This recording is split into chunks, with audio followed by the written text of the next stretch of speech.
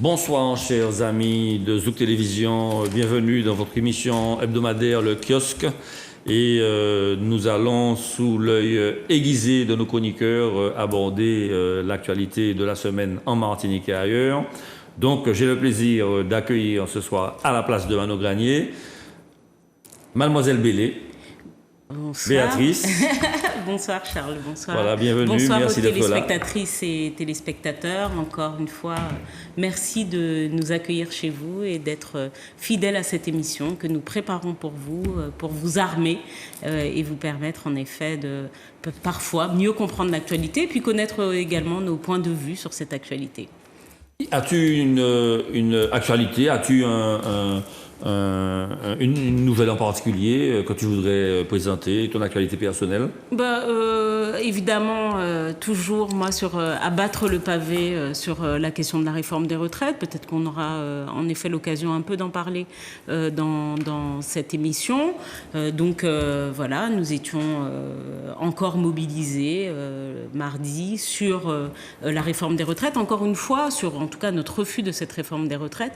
Encore une fois, je répète, il ne s'agit pas, lorsque l'on va sur dans la rue, de penser immédiatement que l'on va, du fait d'être présent, obtenir quelque chose. Par contre, en faisant nombre, on permet notamment aux syndicats de rentrer, et c'est ce qui se passe, c'est ce qui s'est passé, de rentrer aussi dans des négociations qui jusqu'à aujourd'hui étaient fermées. Le fait, contrairement à ce qui est dit, que la mobilisation reste forte, parce que mardi c'était quand même la deuxième journée la plus forte sur tout le territoire français, contrairement à ce qu'on dit, des baisses de mobilisation, oui, juste au moment de la sortie du 49.3, il y a eu une remontée, il y a une montée, même pas une remontée, il y a une montée de la mobilisation parce que les gens étaient très agacés. Et puis juste après, on est revenu à un haut niveau historique, soit 9 millions, à peu près 9,3 millions de Français dans la rue, mais ça reste la deuxième plus forte mobilisation depuis les 10 mobilisations qui ont eu lieu. Donc je dis encore aux Martiniquaises et aux Martiniquais, n'hésitez pas, le combat se gagne aussi dans l'inscription du rapport de force. Et le rapport de force, il se construit avec chacune et chacun qui vient faire un collectif et qui vient montrer sa décision de refus de cette réforme des retraites. Voilà. Très bien. Merci pour ta passion et ton engagement. Philippe Saint-Cyr, bonsoir. Je ne dis pas maître, mais l'ancien professeur d'université qui nous permet de sa maturité, de son intelligence, qui nous permet de comprendre l'actualité par le prisme juridique. C'est voilà. beaucoup dire. Pas nécessairement juridique, parce que le jury, j'ai dit, est un personnage qui noie souvent les choses. Bon. Bonjour à toutes les téléspectatrices, téléspectateurs. Un petit bonjour à une vieille amie que j'ai rencontrée la semaine dernière dans un laboratoire. Je lui fais un petit clin d'œil, elle suit régulièrement nos émissions. C'est une ancienne militante de la Sopama, avec laquelle j'ai beaucoup participé en son temps sur effectivement des dossiers extrêmement brûlants. Et puis un petit bonjour à Michel quand même, oui, tout à qui fait, n'est pas là aujourd'hui. Il nous a envoyé des infos. Tout à fait. Je pense que il a pu nourrir ses idées des quelques remarques que nous avons pu faire, et à partir de là, il a dû, n'est-ce pas, présenter un travail remarquable sur l'avenir de nos territoires. Alors, élément d'actualité, j'ai fait beaucoup de droit. J'ai essayé de suivre la commission de notre député, Johnny, et c'est très intéressant. C'est pas, le chemin est long, il est difficile. Et j'ai rencontré un concept qui... Je suis privatiste, je ne suis pas économiste, et encore moins un économiste. C'est ce qu'on appelle l'injonction structurelle. C'est la possibilité qui est donnée à l'autorité de la concurrence de pouvoir obliger un groupe à vendre certaines enseignes dans la mesure où il dépasse les limites. Et cette injonction structurelle se trouve dans une des lois Lurel, et cette injonction n'a jamais été utilisée. Et j'ai regardé les choses. Et à un moment donné, on a essayé de l'étendre sur le territoire hexagonal. Et il y a eu une opposition du Conseil constitutionnel qui estimait, n'est-ce pas, que ça allait à l'encontre de la liberté contractuelle. Et puis, bon, ben, je suis vu là et là. J'ai rencontré aussi un concept sociologique. Alors, excuse-moi, la liberté contractuelle, c'est-à-dire la liberté d'entreprendre Oui, la liberté contractuelle. Chacun est libre de... D'accord. Alors, obliger quelqu'un à... N'est pas possible. C'est un argument juridique, il faut ce qu'il vaut. Bon, enfin, En gros, la vente étant un contrat. Oui, tout ça, tout à fait. Oui, d'accord, absolument. d'accord. Article 1134 du Code civil, les conventions légalement formées tiennent lieu de loi à ceux qui les ont faites. Bon, c'est un argument qui trouve sa raison d'être là. Et j'ai rencontré alors, puisque je m'occupe de féminisme, parce que s'il vous plaît, un peu de respect. Non, Bon, je suis. j'ai des proches qui sont très féministes, notamment mon épouse. Ah. Et oui, d'accord. Et on va peut-être en discuter. Qui ça? Ça va, dis-moi. J'ai dit, elle a du boulot. Bon. Alors, ce que je voulais dire, c'est que j'ai revu un concept, on va en discuter, je suppose, à mardi. Borne, la falaise de verre. La falaise de verre qui est, si tu veux, un peu qui est dans la suite du plafond de verre. Et on va en discuter lorsqu'on va arriver à ce qui va se passer dans les jours prochains. Alors voilà, quoi. J'ai pas fait du tout j'ai pas été chaudronnier, j'ai pas été ébéniste, j'ai pas été menuisier. Bien, voilà. Bon. Charles. Très bien, très bien.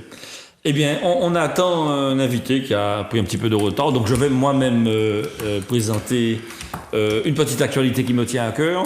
Est-ce que la technique peut me proposer le petit document que j'ai envoyé qui concerne Régie avec la présentation que nous avons eue, le président Letchimy et moi-même, au parc Aimé Césaire, dans le Grand Carambé. C'est une initiative de la CTM et du président Letchimy à l'intention des jeunes qui s'appelle donc Revenu Émancipation Jeune Initiative et qui donc permet aux jeunes de s'essayer dans plusieurs domaines. Alors j'attends que le film soit lancé et puis je vais le commenter un petit peu. Donc deviens ce que tu es, avec la mission Innovation sociale de la collectivité territoriale de Martinique et puis avec l'IMFPA, l'Institut martiniquais de formation professionnelle des adultes. Nous avons donc mis nos compétences ensemble pour permettre que cette initiative prenne forme. Et donc la mission qui nous a été confiée par la CTM, c'est l'identification et le repérage des jeunes, l'accueil et le suivi administratif ainsi que socio-éducatif de ces jeunes, les échanges donc avec les partenaires, les employeurs et les socio-professionnels du pays, le paiement des dépenses relatives aux régies ainsi que leur déplacement et le bilan et le diagnostic du dispositif. Et donc, deviens ce que tu es permet aux jeunes de s'essayer, que ce soit dans les domaines sociaux, le domaine culturel, le domaine sportif, le domaine associatif ou dans le domaine professionnel, pourquoi pas. Ils s'essaient et donc ils sont rémunérés entre 500 et 685 euros, avec possibilité d'obtenir jusqu'à 200 euros de défraiement pour les déplacements sur le territoire et pour le repas du midi. Donc, il faut absolument informer vos jeunes à la maison qui n'ont pas d'activité particulière. Il faut leur dire de se rapprocher des services de la CTM ou de l'IMFPA, prendre contact avec nous de manière à ce qu'on puisse saisir leurs desiderata, leurs souhaits et les réorienter vers nos partenaires pour qu'ils puissent s'engager dans cet essai, cette découverte de leur personnalité, de leur volonté d'entreprendre. Et après cette page, ils pourront intégrer une formation, ils pourront signer un contrat d'apprentissage ou de professionnalisation à l'IMFPA ils pourront signer un CDD ou un CDI et ils pourront même s'engager dans un processus de création d'entreprise. Donc vraiment, c'est... avec le président Letchimy, je le remercie encore une fois d'avoir fait confiance à l'IMFPA pour mettre en place ce régie. On attend les jeunes, ils sont entre 1000 et 1500. Hein, l'idéal, ça serait qu'on en ait énormément. Donc, on propose un accompagnement personnalisé, ciselé, hein, avec donc. Tu peux dire la tranche d'âge? Alors, c'est 16-26 ans hein, pour les jeunes. 16-25 ans, pardon, pour les jeunes en situation de précarité et 16-30 ans pour les personnes en situation de handicap. D'accord. Voilà, donc c'est les jeunes, en gros, qui sont aussi suivis par les missions locales. Absolument. Ben, écoute, donc c'est les missions locales qui vous les envoient? Alors, entre autres, les missions locales. Alors, le ministère de la Justice, pour ceux qui ont eu quelques petits soucis et qui souhaitent revenir, entre guillemets, dans un chemin un petit peu plus normal.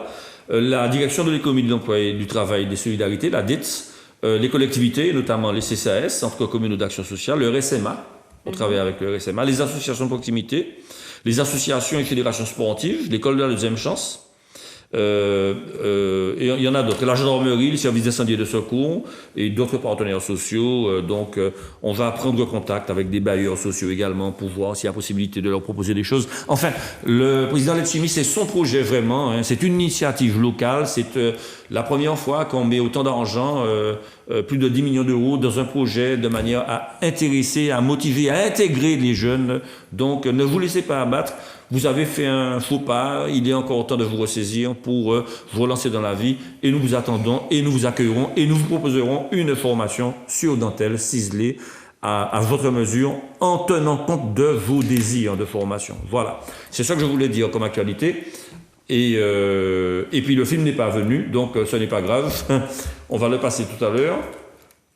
Donc, une collectivité et un pays qui ne s'occupe pas de sa jeunesse est un pays perdu. Le revenu émancipation jeune, initiative est destiné à donner une chance nouvelle, une chance première, seconde, à la jeunesse martiniquaise. Chacun porte en soi, de manière très intime, la volonté de réussir. Jean-Philippe Martelly, un garçon de quartier populaire aussi, qui a fait le bonheur de Kassav, il continue malgré son handicap à tenir la dragée haute en matière de présence artistique. Il a un autre jeune comme vous, très jeune, qui, découvrant le malheur de sa mère, un cancer, décide de relever les défis, est en train de devenir un exemple technique. Je vais parler de Christophe Malo. Il y a aussi ceux qui ont eu pendant près de 20 ans très peu de choses à manger le midi ou le soir et qui viennent de Trinel, de Volga-Plage, de Canal-Alaric, de partout, mais aussi de Didier. Le malheur n'appartient pas qu'aux pauvres. Bienvenue pour le lancement de ce dispositif régi mis en place par la CTM et bienvenue sous le couille du Grand Carbet Aimé Césaire. Dans cet espace hautement symbolique qui traduit la lutte qui a été menée par Aimé Césaire sur la ville de Fort-de-France et sur la Martinique. Et aujourd'hui, je veux m'adresser aux jeunes qui sont présents. Pour vous dire simplement que si Serge Letchimy a décidé de lancer ce dispositif ici, ce n'est pas par hasard. Parce que nous croyons en vous.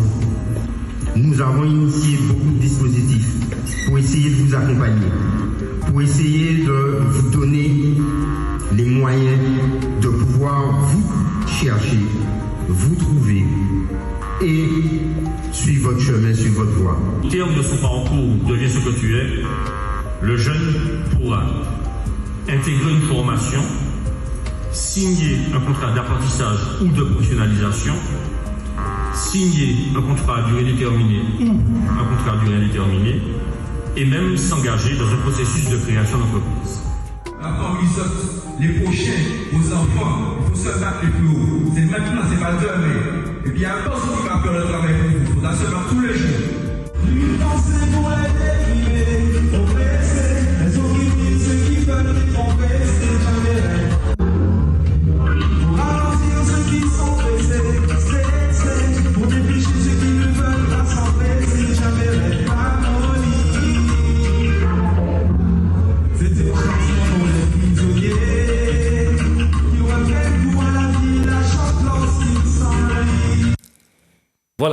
Donc, on a effectivement eu des artistes qui sont venus nous aider à animer ce moment. Et Sahel, que tout le monde connaît, est le parrain de cette opération. Donc, il nous aide également à aller vers ces jeunes, vers vous, qui nous regardez. Et nous souhaitons vraiment vous recevoir. Et nous allons vous accompagner le mieux possible de manière à vous donner la chance que vous méritez, parce que tout le monde mérite sa chance. Voilà. Après cette introduction un petit peu particulière, nous allons donc reprendre le cours de l'émission avec les thèmes qui nous ont été proposés par la directrice des programmes. Et le sommaire du kiosque aujourd'hui nous permet premièrement de réfléchir sur la présence de la défenseure des droits aux Antilles, alors intitulé « Un parcours de vie entravé dans l'accès aux droits ». Et Madame Edon donc fait un petit constat qui interpelle quand même Béatrice, la socialiste que tu es, ne peut qu'acquiescer, et on te pose la question de savoir qu'est-ce que tu as retenu de ses commentaires et puis des observations qu'elle a pu faire. Alors, on avait déjà commencé à aborder, c'est vrai, la question la semaine dernière, mais c'est vrai que tout le monde, on n'avait pas tous pris d'ailleurs connaissance du rapport dans son entièreté. Donc c'est un rapport à peu près d'une quarantaine de pages avec 70 recommandations. Et je vais vous dire, après l'avoir... Alors, elle est passée à la radio, elle est très éloquente, c'est une femme très volontaire, qui travaille d'ailleurs avec l'ancienne ministre socialiste Georges Pau Langevin, qui évidemment, Georges Pau est très concerné, mais connaît très bien nos territoires et leurs difficultés, pour avoir été ministre des Outre-mer et pour avoir, c'est vrai, tenté un certain nombre de choses. 72 recommandations, je dois vous dire que, évidemment, après un an d'émission qui parle de... Je ne sais pas c'est quand d'ailleurs l'anniversaire de notre... mais après quasiment un an d'émission, on décortique, on prépare, on regarde l'actualité, on essaye de renvoyer quelque chose à nos concitoyennes et concitoyens. Pour moi, ça apparaît comme étant... pour certaines un certain nombre des propositions, des portes ouvertes. C'est défoncer des portes ouvertes. Bon, il y a des choses quand même, notamment sur l'eau en Guadeloupe et même en Martinique, le fait de pouvoir donner de l'eau. Donc elle recommande qu'il y ait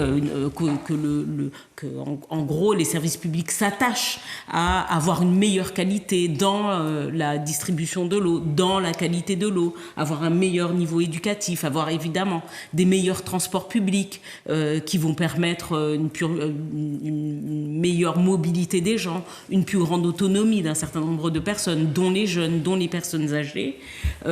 Également des recommandations sur l'éducation, avec la préconisation de ce que les écoles accusent un taux de fermeture qui soit moins important. Des suggestions, alors qu'ils ne sont pas d'ailleurs toujours obligatoirement très en prise avec chez nous. Par exemple, il n'y a pas d'eau, il n'y a pas d'eau. Quand on est en sécheresse et qu'il n'y a pas d'eau dans une école, c'est problématique, mais ça veut dire quand même que ça ne peut pas durer. Donc peut-être qu'il faut que les écoles elles-mêmes soient dotées de réserves d'eau, de réservoirs, où on fait de la filtration d'eau de pluie avec des citernes, mais en tout cas faire en sorte en effet qu'il y ait une petite autonomie qui puisse durer une demi-journée pour les écoles qui se verraient coupées d'eau et qui souvent appellent du coup les parents pour qu'ils viennent récupérer leurs enfants.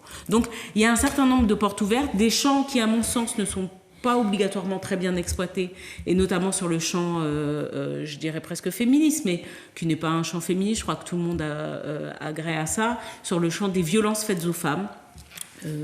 Il y a 2 propositions globalement.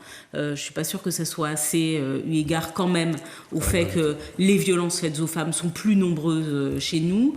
Un champ pas beaucoup exploité sur la question de la violence et des morts avec armes.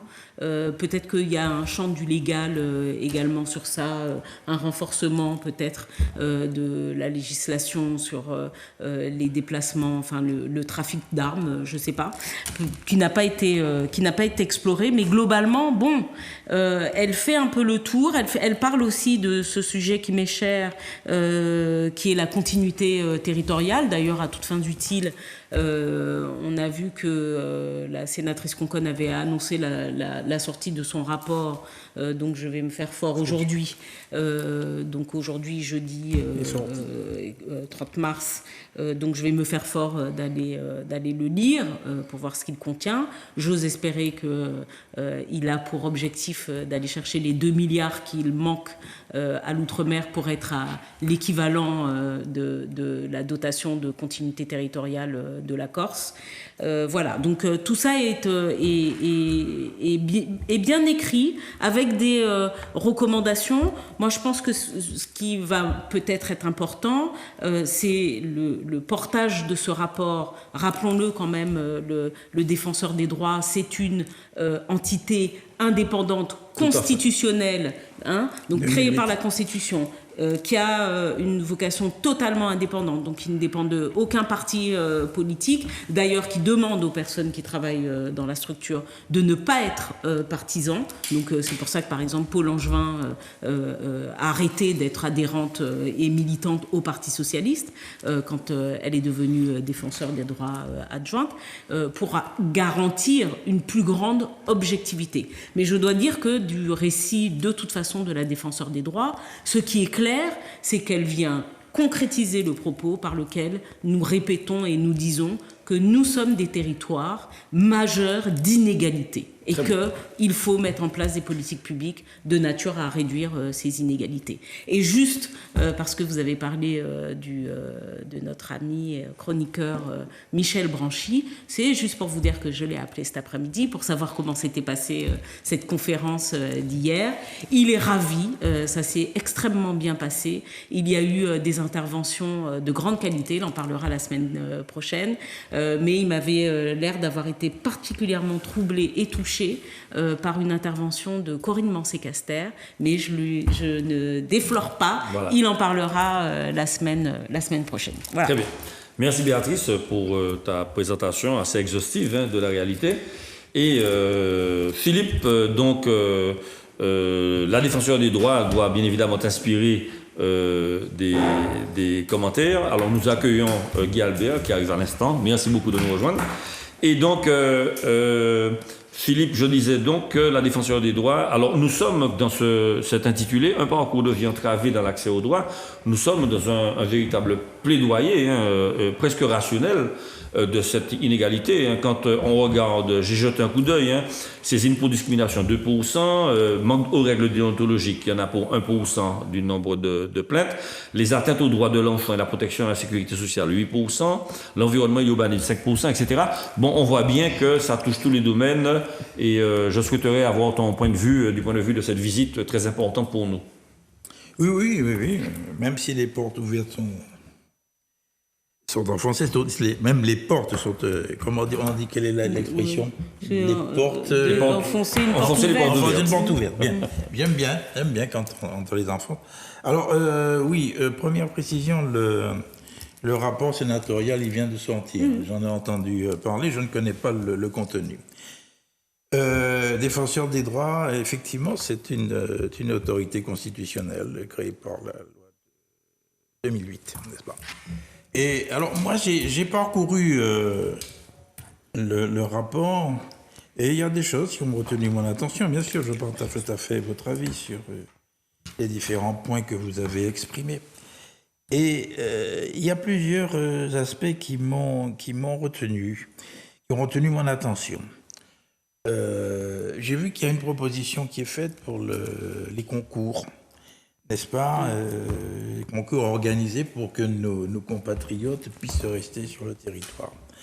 Effectivement, concours avec affectation locale, qui a déjà été organisé par le ministère de la Justice. Bon, c'est une chose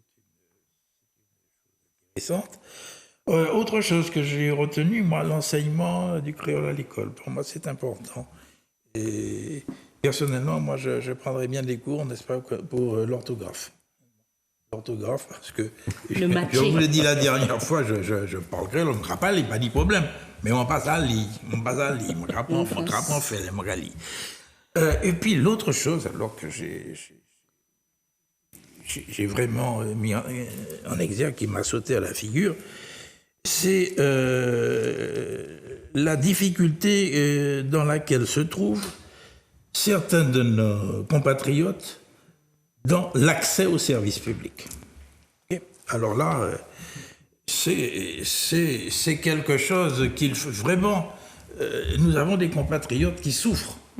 Mais j'entends chaque jour, mon café sport moyen, mon café sport moyen, mon café écouter radio, et j'entends les différents coups de gueule sur la Défense Radio. Vous avez chaque fois des gens qui se plaignent, n'est-ce pas, de la situation dans laquelle ils se trouvent. Ne pas aller voir le médecin, il faut combien de temps? Il faut 1 mois, sinon 2 mois pour avoir un rendez-vous pour le médecin. 6 mois chez un spécialiste. Le non-liquidation de la retraite, ok? Ça prend 1 an, 2 ans, c'est quelque chose d'épouvantable. Le non-contact physique, tout est dématérialisé. Il faut passer par Internet. Et ces gens-là souffrent mais de façon très digne. Et parfois, c'est souvent des femmes qui se trouvent dans cette situation-là. Et souvent, ce sont les amis et les voisins qui interpellent et qui viennent à leur secours. Alors là, il y a effectivement, à mon avis, une souffrance intense sur laquelle il faut véritablement se pencher. Alors bien sûr, c'est accru par l'illettrisme, pour la dématérialisation. Alors je voulais insister sur ce point, et nous devons, nous, Martiniquais, en prendre conscience et pouvoir lancer des initiatives. Et l'électronisme. L'électronisme, oui, bien sûr. Bien sûr. L'électronisme, l'impossibilité pour les gens d'utiliser le numérique. Mais elle a parlé du coût, également. Voilà, tout à fait. 67 € un abonnement mensuel à la fibre. Ça fait 20 ans qu'en France, par exemple, avec Free, ça a 29 €. Ouais. Ça fait 20 ans. Tout à fait. Il y a l'isolement physique. Okay. Absolument. Guy Albert Ruffin, merci de nous rejoindre. Donc, on était sur le premier thème, parcours de vie entravé dans l'accès aux droits, dit la défenseur des droits. Et les mouvements sociaux, visiblement, de la fin de l'année 2020, ont contribué à aggraver un petit peu ce décalage-là. Quel est ton commentaire? Et puis, l'ingénieur social que tu es va peut-être nous proposer des pistes de réflexion.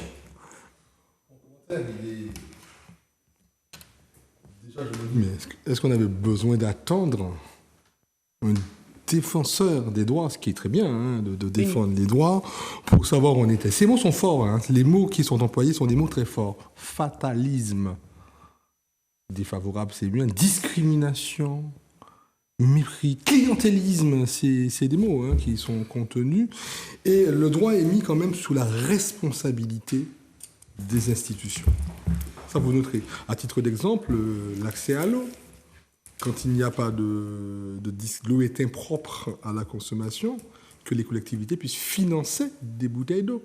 Donc je crois que ce rapport donne du corps institutionnel à un constat, à des constats, à des états généraux, à des livres bleus, des livres verts, mais ça reste quand même un rapport.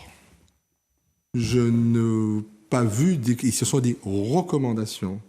Et je pense que si ça pourrait inspirer le travail législatif, si ça pourrait inspirer le travail exécutif et possiblement le travail judiciaire, puisque ce qui est pointé dans le rapport de la défenseure des droits, je relève quand même d'un système de responsabilité.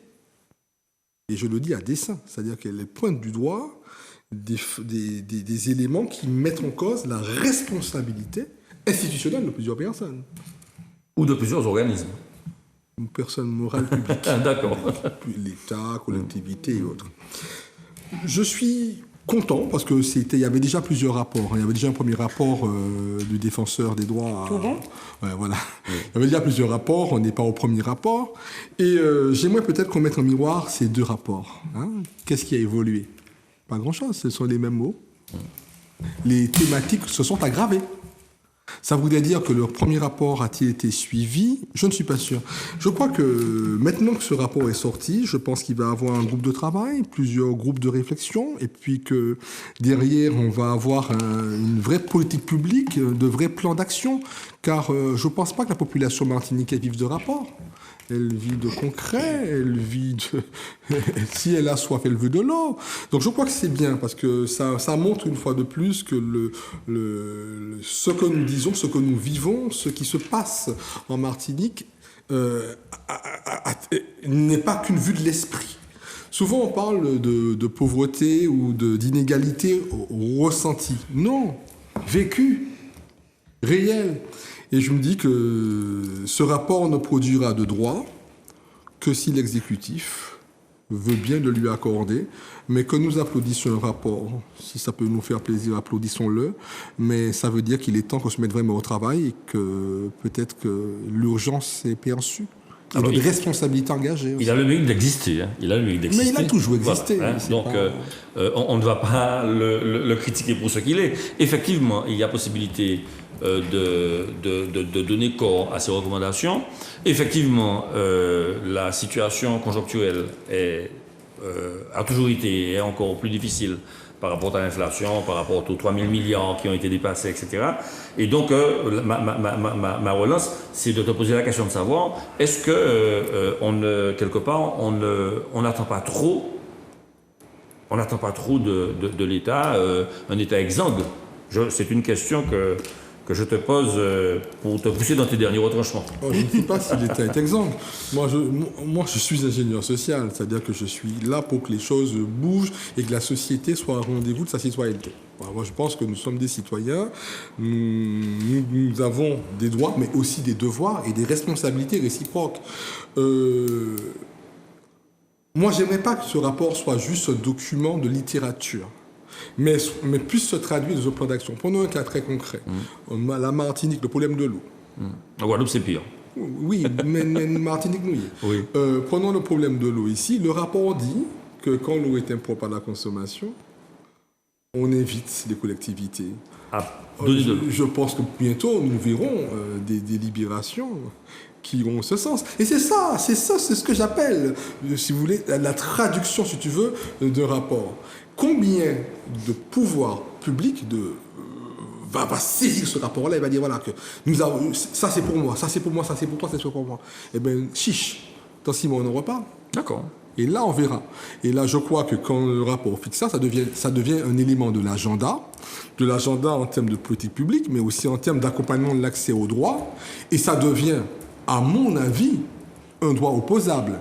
Maintenant, si nous n'allons pas dans le droit opposable, que nous ne donnons pas à nos concitoyens la possibilité par rapport à ce qui est constaté par la défenseur des droits, mais pas que, mais ce qui est déjà vécu par eux, là, on devient 2 fois plus coupable. Et là, on ne pourra pas dire qu'on ne le savait pas. Mais je suis très dubitatif. Excusez-moi, mais je demande à voir. Alors, Béatrice, je vais te relancer parce que ce que dit Guy Albert est intéressant. En général, les collectivités, alors bon, sans vouloir les nommer, il y a des principes, le principe de subsidiarité ou celui de compétence générale. Et à travers cette souplesse, entre guillemets, qui est offerte, ou alors au contraire la largesse des responsabilités qui est offerte, parfois les collectivités évitent la responsabilité. Ils disent, c'est pas moi, c'est lui. Il est déjà arrivé que certains concitoyens, des personnes qui paient les impôts, s'adressent à une collectivité, et puis un contribuable s'adresse à une collectivité, et puis face sous blanc parce qu'on lui répond que ce n'est pas moi. Comment faire pour rendre plus perfectible donc cette collaboration entre les différents échelons administratifs? Je pense que c'est de l'information. Alors, du citoyen, qui doit aussi savoir qui fait quoi, où s'arrêtent les limites de la mairie, même si, alors, pour le coup, j'ai pris un mauvais exemple, parce que les villes ont en l'occurrence, voilà, une clause de compétence générale. Bon, mais malgré tout, allez, rapidement, par exemple, vous êtes sur une route, il y a marqué un D, il y a marqué un N, c'est la CTM.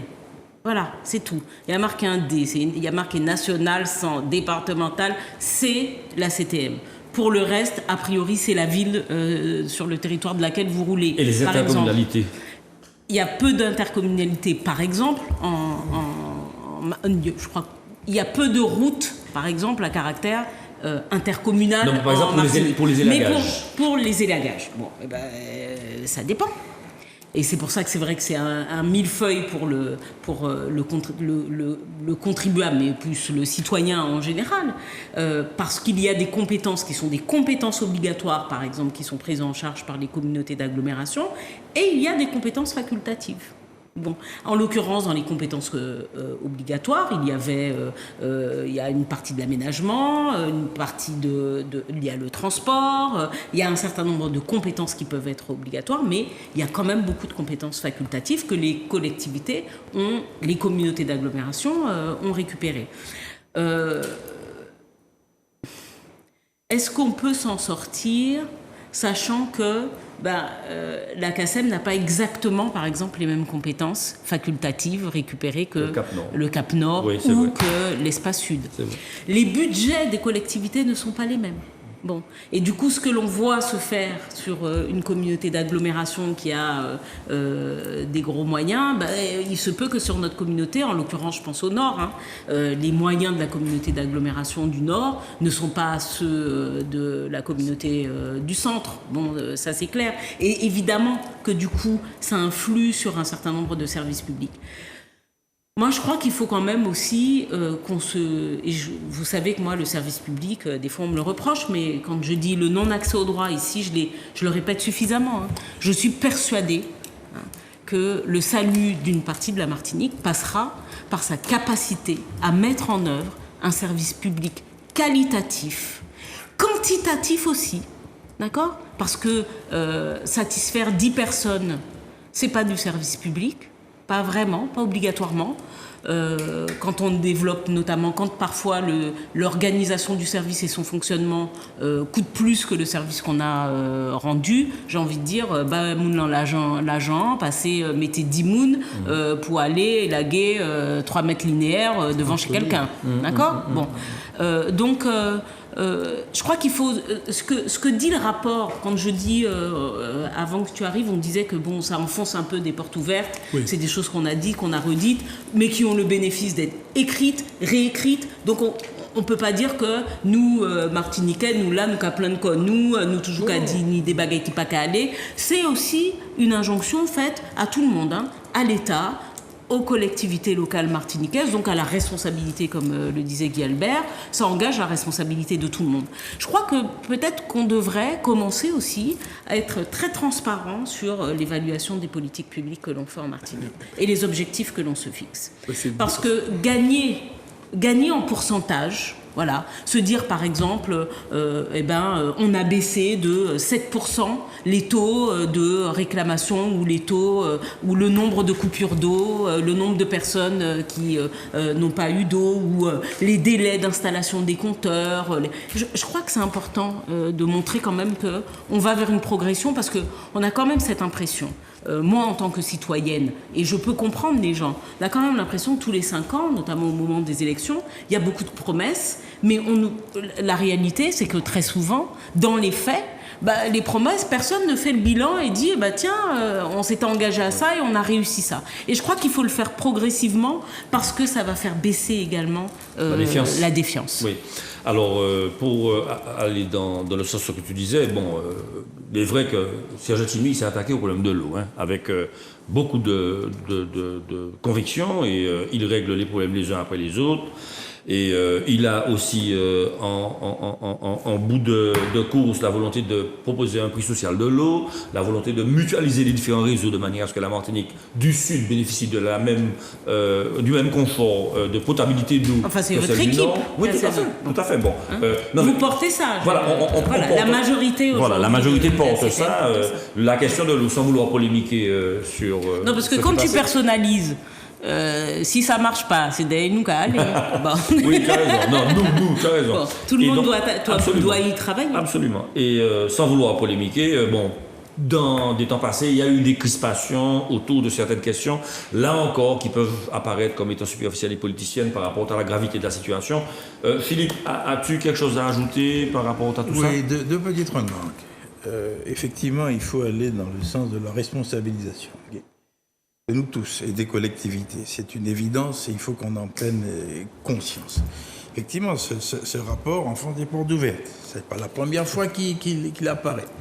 Mais moi, je pense qu'il n'est pas mauvais de répéter les choses. Hein.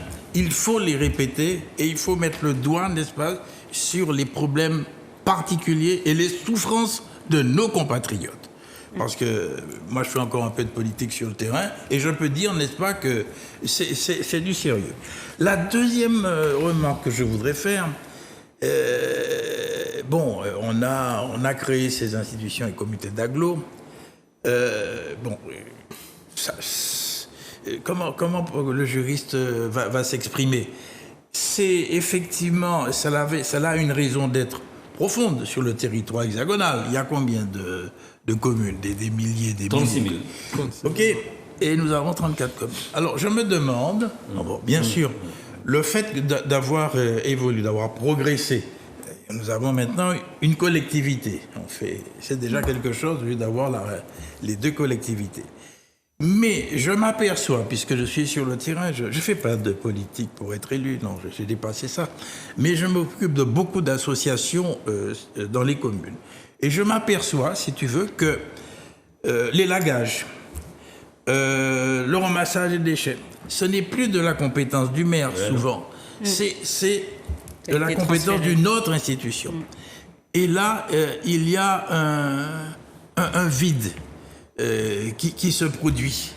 Et je crois qu'il faudrait prendre le temps, effectivement, de revoir et d'essayer de constituer une chambre à partir de ce que tu as dit, effectivement. Ce rapport-là, il faudrait qu'on puisse répartir les différents chapitres au niveau de nos différentes compétences. Il faut aller dans ce sens. C'est pour ça que je dis que c'est un droit opposable. Ça veut dire qu'aujourd'hui, que ce rapport, pour moi, devient un droit opposable.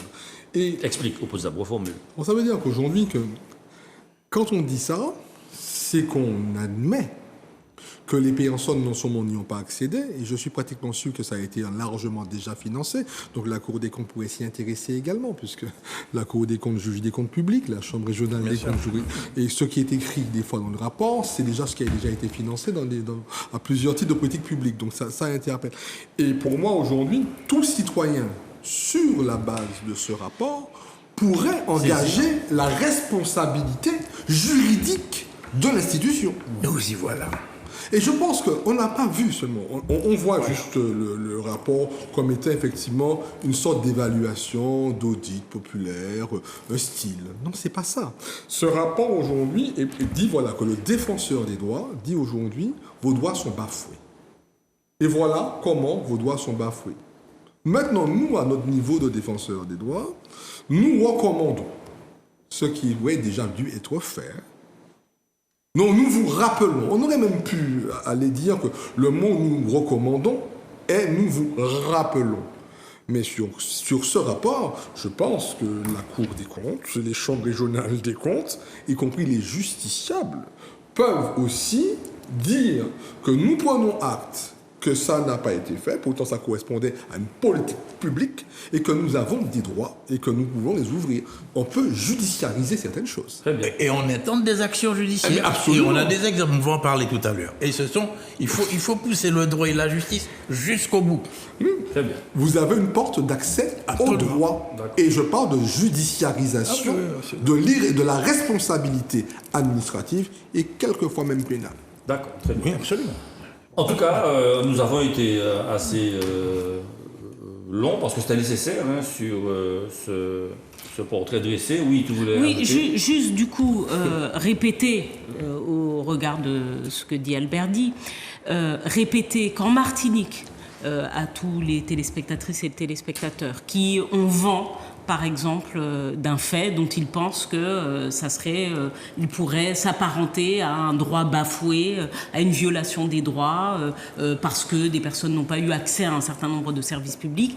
Il y a en Martinique, me semble-t-il, 3 défenseurs des droits, plus une déléguée Guadeloupe-Martinique ou Antilles-Guyane, je crois que c'est Antilles-Guyane, qui doit en plus renforcer ses forces, c'est ce qu'elle m'a personnellement dit, qu'elle doit renforcer renforcer, eu égard d'ailleurs au rapport, au regard du rapport, il est clair qu'il faut qu'il y ait plus de défenseurs de droits en Martinique. Et donc vous pouvez vous adresser à ces défenseurs des droits. Bon, je mettrai dans Facebook, ou sinon on donnera peut-être ici le numéro et tout ça. Mais en tout cas, sachez que vous pouvez vous adresser à ce défenseur des droits qui est également là pour faire de la médiation avec éventuellement les administrations, collectivités, sécurité sociale. C'est comme ça d'ailleurs qu'ils ont pu chiffrer le nombre de domaines sur lesquels il y avait eu des réclamations et qu'ils ont découvert, par exemple, qu'il y avait des gens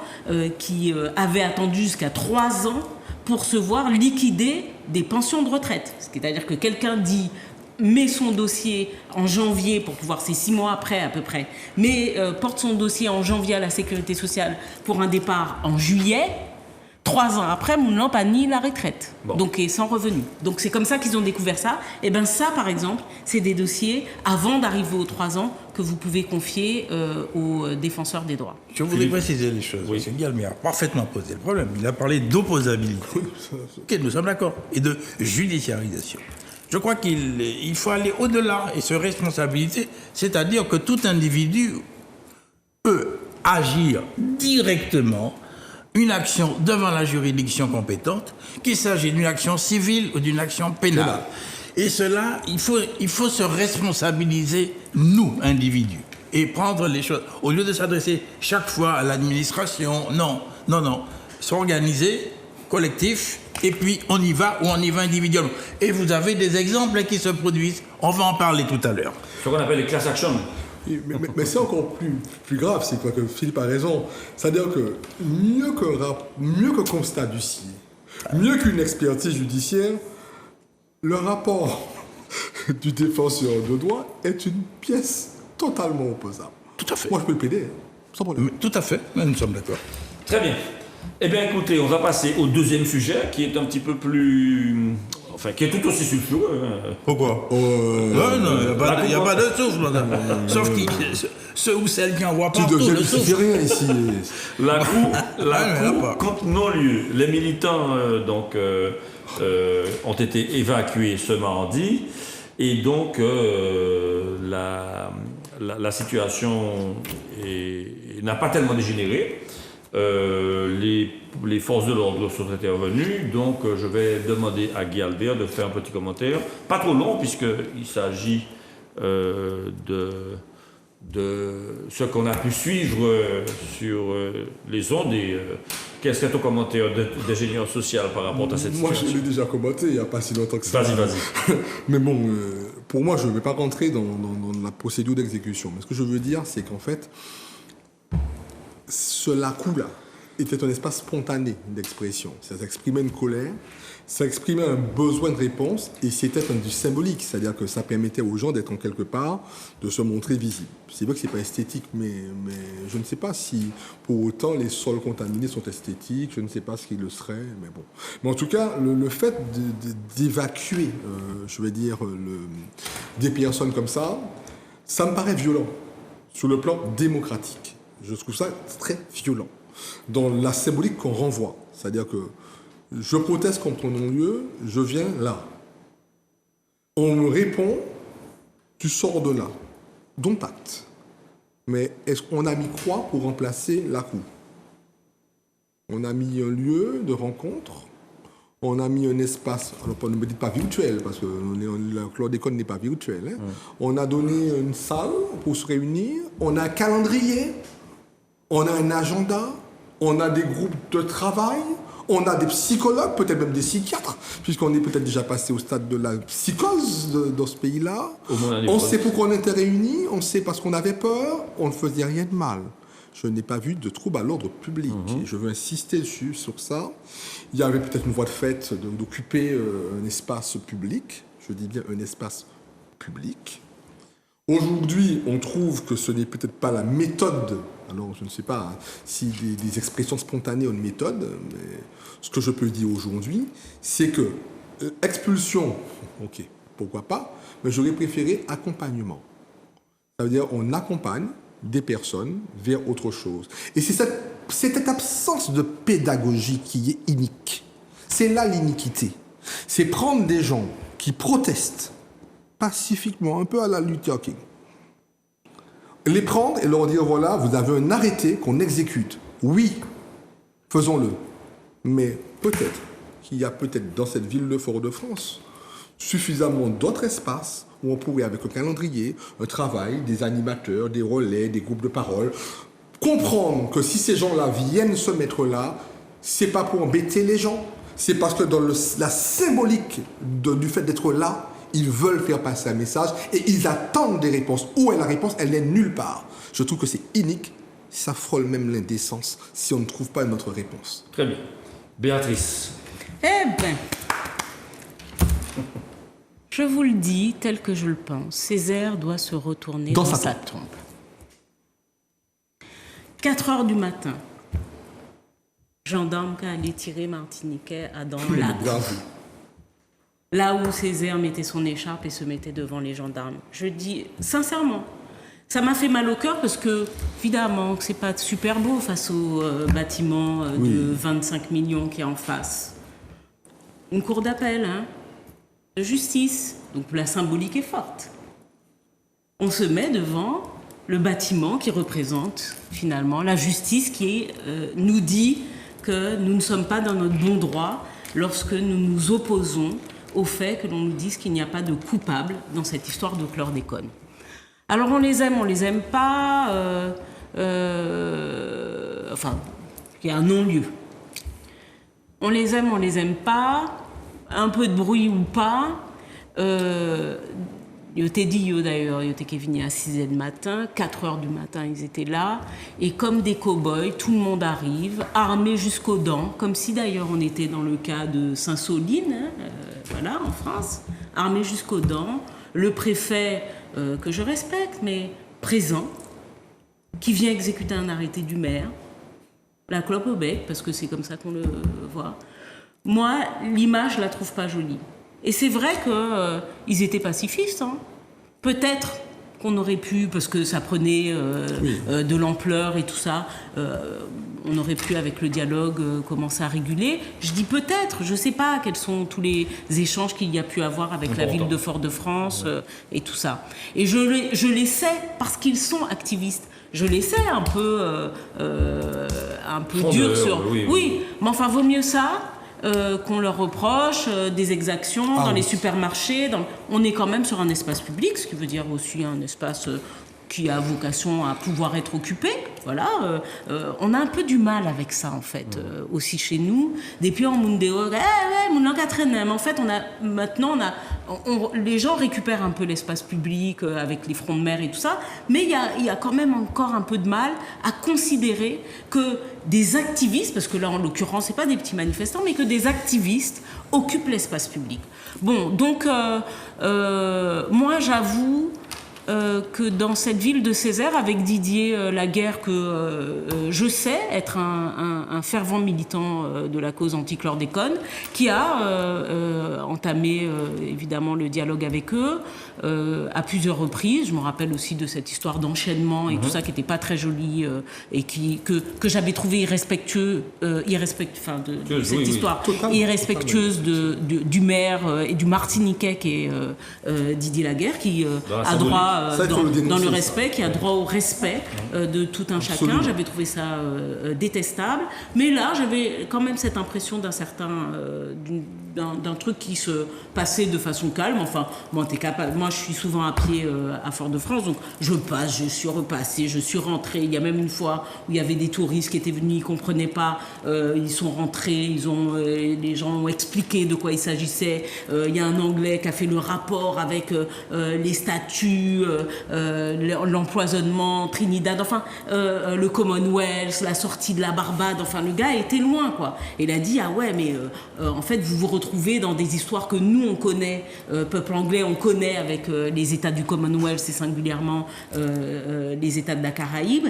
Bref, en général, ce sont de toute façon des lieux qui, d'une façon ou d'une autre, doivent interpeller. Ils sont là pour ça. Ce sont des lieux de manifestation.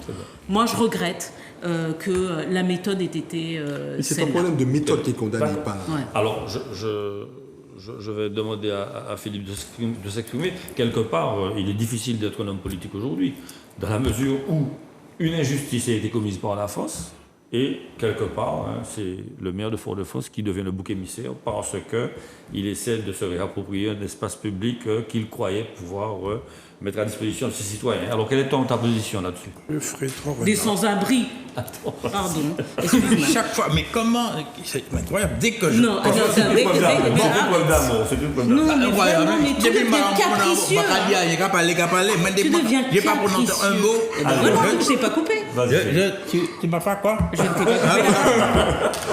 Non, je ferai trois remarques. Chacun peut penser, je conçois parfaitement les images que l'on peut avoir. Trois remarques. La première remarque, Didier, c'est un initiateur du mouvement anti-chlordécone, ok? Nous sommes d'accord? Il a ouvert, effectivement, et il a donné cet espace, n'est-ce pas, pour cette expression. Bon, c'est tout à fait normal. Depuis un certain temps. Deuxième remarque, je ne donne pas d'opinion, moi. Je vais la donner, je la fais passer. Deuxième opinion, deuxième remarque, bon, il est maire, hein. Il a des responsabilités en matière de police, en matière de sécurité et de sécurité sanitaire. Bien. Donc, effectivement, ayant discuté, avec les amis, et bon, les choses ne sont pas allées plus loin. Troisième remarque, et là je suis heureux. Je suis heureux, oui, regardez-moi, on est dans la responsabilisation, puisque je dis bravo aux avocats des militants. Qu'est-ce qu'ils ont fait? Recours. C'est bizarre, hein?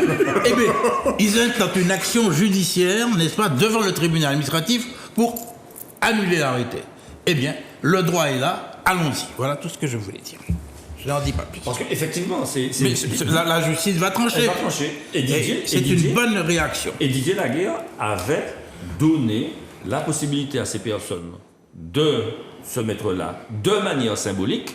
Bien sûr. Il s'était agi à l'époque de quelques personnes qui viendraient passer un moment, etc. Et là, on s'est retrouvé autour de la constitution d'un petit village avec quelques... Alors, demandons à l'opticien qui n'est pas loin comment il voyait les choses, est-ce que son chiffre d'affaires tombait. Enfin, moi, je veux dire que je vous entends, hein, je vous entends, du point de vue de l'abstraction juridique et de la conception. Symbolique. Je comprends, mais il y a des aspects qu'il ne faut peut-être pas ignorer. Alors maintenant, c'est sûr que nous attendons, puisque les choses sont entre les mains de la justice, et on suivra. Mais en tout cas, on a autour de la table 3 points de vue qui ont le mérite de se compléter. Et puis, chacun se fera son opinion. Oui, chacun a son opinion, absolument.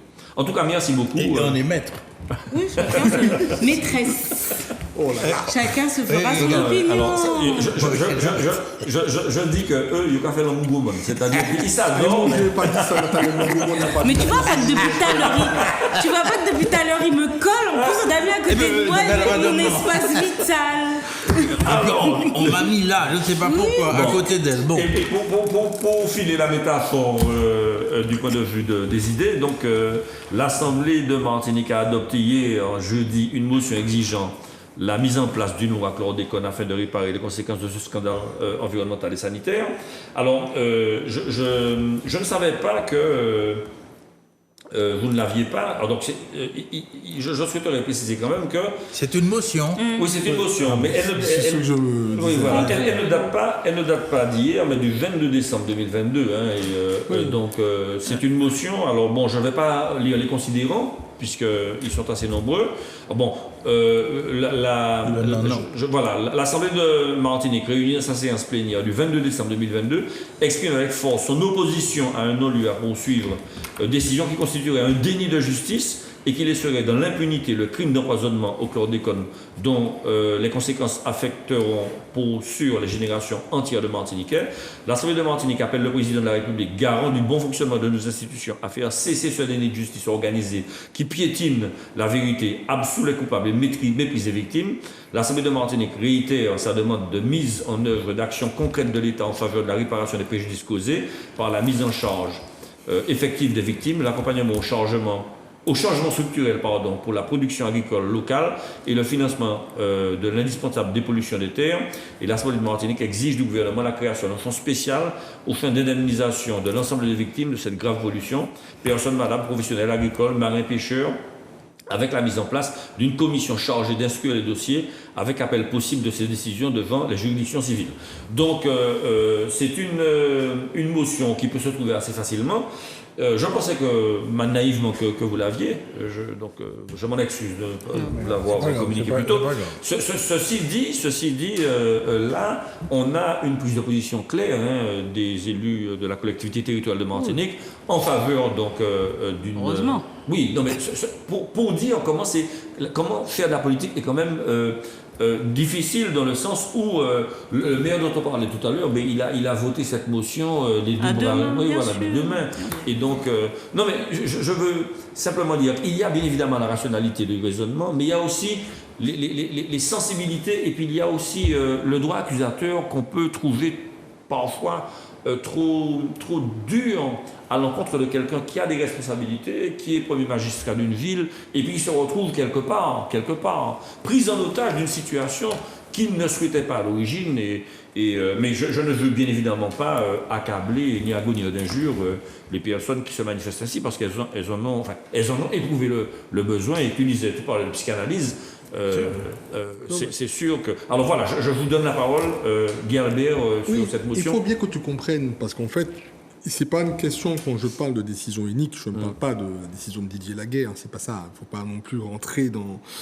Je parle effectivement de l'interprétation populaire, c'est-à-dire, parce qu'aujourd'hui, je suis convaincu que Didier Laguerre, tout comme les élus martiniquais, et je ne suis pas dans une question de clivage, et nous sommes tous convaincus aujourd'hui qu'il y a une ligne de conduite vers la réparation. Absolument. Contre la chlordécone. Ça, c'est pas quelque chose. Mais maintenant, je parlais de la méthode. Parce que quand la motion qui est déposée, mais elle est entièrement satisfaisante. Encore heureux que la CTM ait fait ça. C'est-à-dire que ça, j'applaudis, mais je n'ai aucune réserve. Je sais l'engagement du maire de Fort-de-France sur le dossier de la chlordécone. Il l'a clairement verbalisé. C'est-à-dire qu'on ne remet pas en cause. Mais la méthode, c'est-à-dire comment on peut... Moi, je suis un travailleur social. Moi, je ne suis pas là pour... je peux pas être politique. Enfin, je suis un vraiment... petit peu quand même. Dès qu'on est citoyen... Au sens noble. Au sens noble, c'est-à-dire que je ne suis pas élu. Mais je dis aujourd'hui, d'une manière... Ça sous-entend que les élus ne le font pas au sens noble. Je n'ai pas... Non, interprétation contrario, je n'ai pas voulu. chercher des agréments.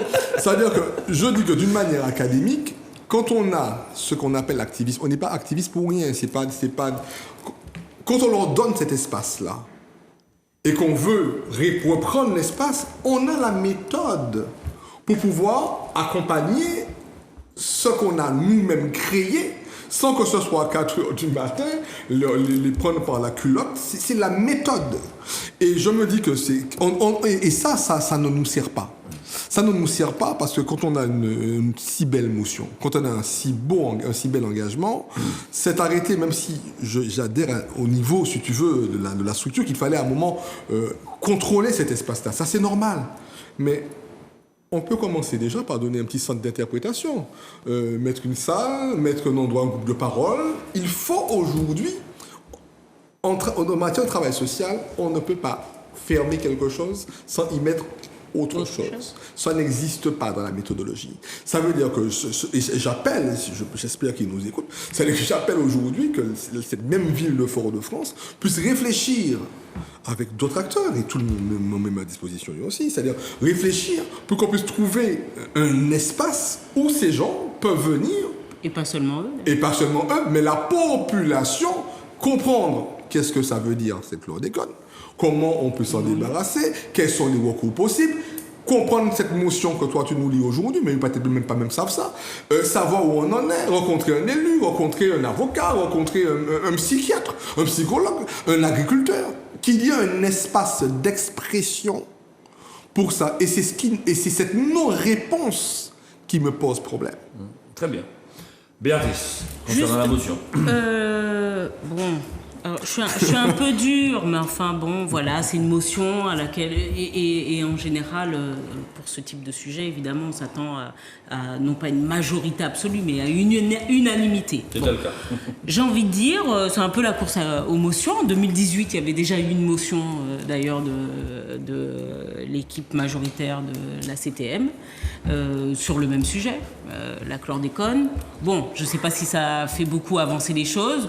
Ça vient reconfirmer que nos élus ont envie que les 90 millions du plan, je ne sais même plus à combien on en est, 4, du plan 4 chlordécone soit déployé singulièrement sur la recherche, parce que je pense que finalement ce qui est dit en dessous de cette motion, La libre recherche. Oui, c'est la libre pas la recherche recherche. très contrainte. Oui, en tout cas la recherche de dépollution singulièrement, la recherche des effets sur les personnes.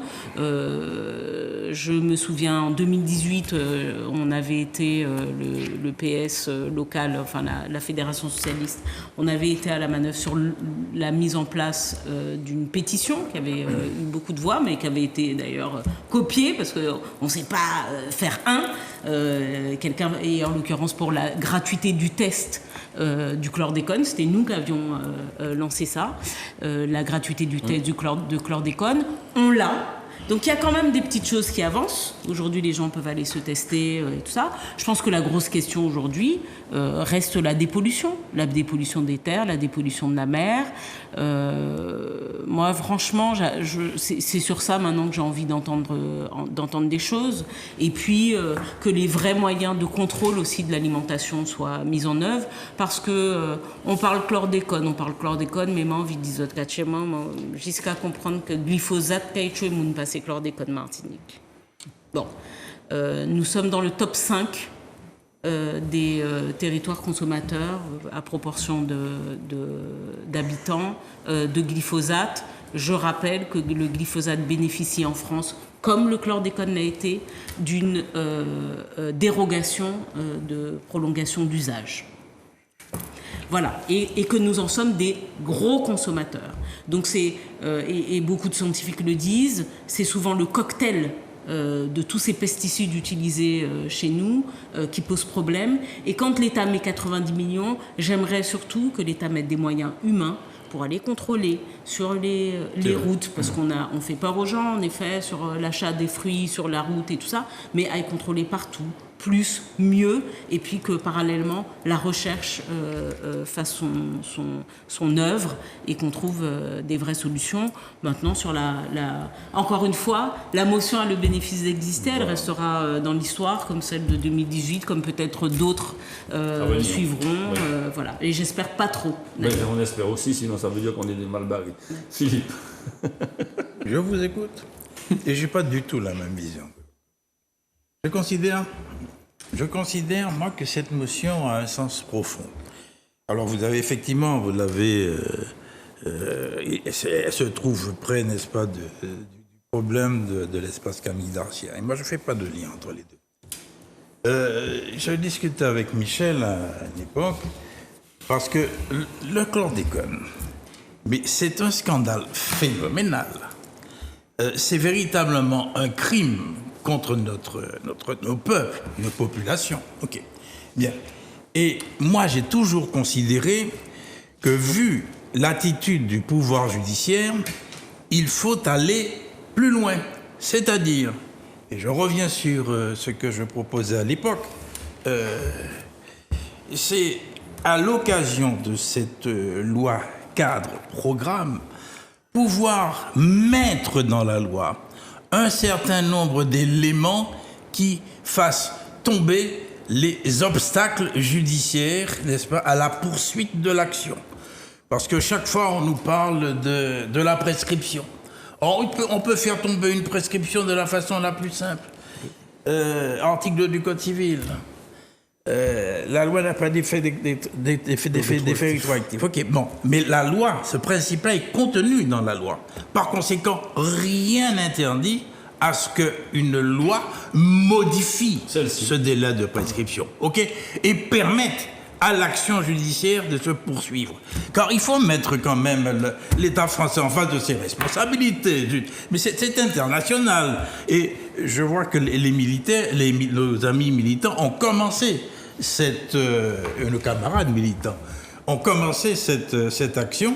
Il faut effectivement aller au-delà des frontières et poursuivre cela. Donc, quelle que soit la date de la motion, mais je la soutiens dans cette perspective, car c'est un élément de pouvoir véritablement mettre les parlementaires français, la France, dans sa représentation, en face de ses responsabilités. Nous allons avoir un projet de loi à présenter au Parlement. Et moi, dans cette direction, je trouve ça intéressant. Je n'en fais pas un monument d'histoire. Hein, je ne le mets pas dans un musée, cette motion. Je voudrais, n'est-ce pas, qu'on avance. Non, j'ai pas dit que tu as dit ça. Non, on est parfaitement d'accord. Oh, d'accord, Galbert.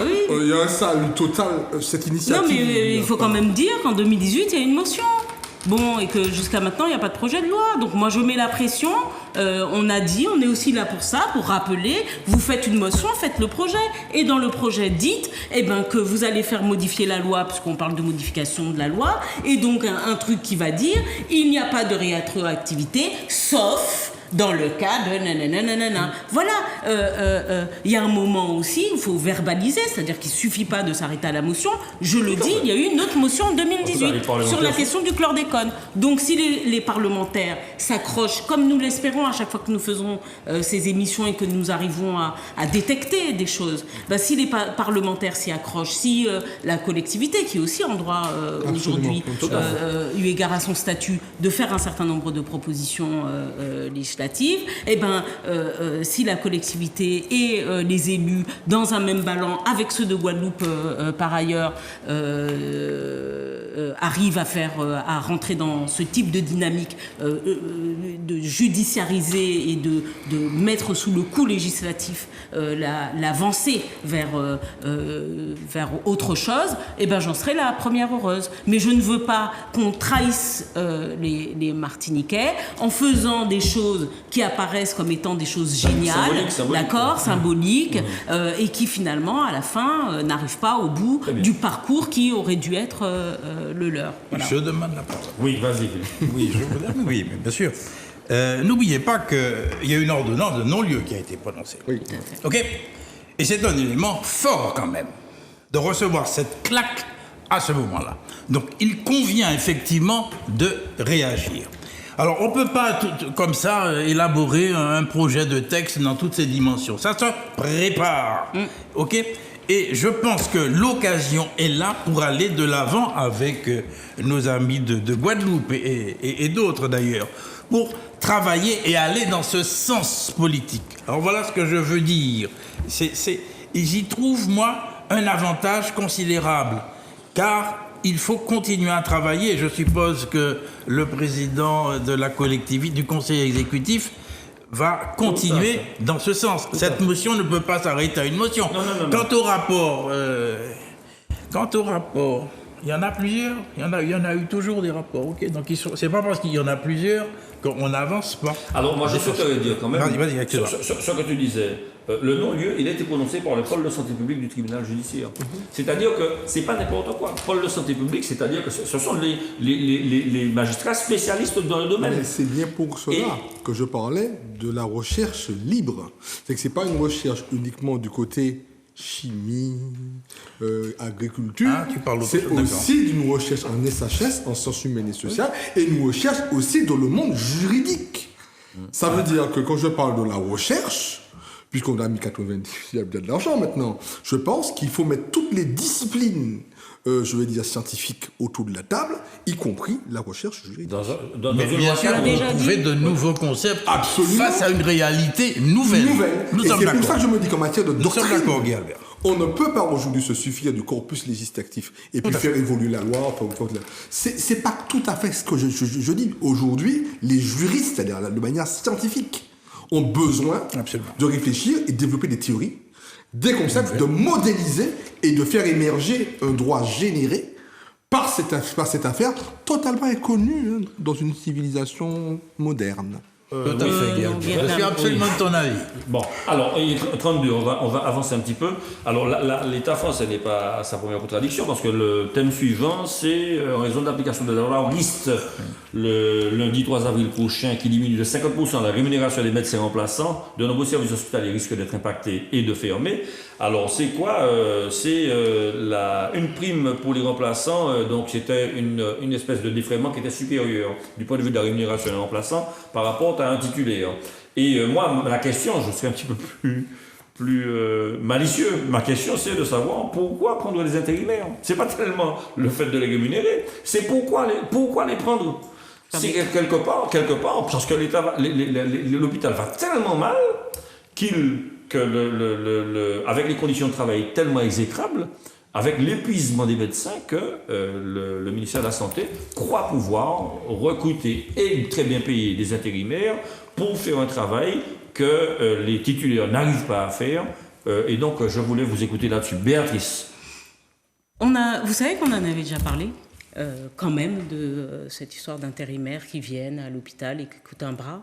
Il n'y a pas... là, on a parlé d'un plafond. Hein. Bon. Donc on fixe le plafond, au-delà duquel maintenant on ne peut plus prendre des intérimaires. Mais les chiffres arrivaient à des montants astronomiques. Quand vous avez décidé de vous installer en Martinique, avec toutes les difficultés parfois que ça peut comporter, que vous êtes un médecin du CHU, que vous êtes à 4 500 €, allez, 5 000 € par mois, admettons. D'accord ? Et que vous voyez qu'un gars vient faire 2 gardes, son billet d'avion est payé, sa bouffe est payée, sa voiture est payée, son logement est payé, et on le paye 3 000 €.